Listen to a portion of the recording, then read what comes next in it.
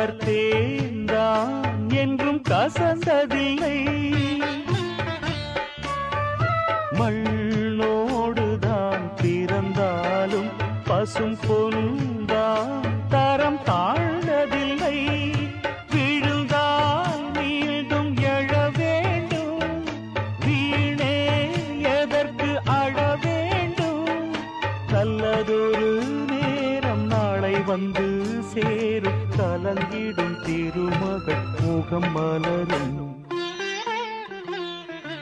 ஒரு மூணாம் பிறப்பாறு மேற்கு பக்கமா, அது முழுசா இருக்கு ஜன்னல் பக்கமா. இவளும் நிலவும்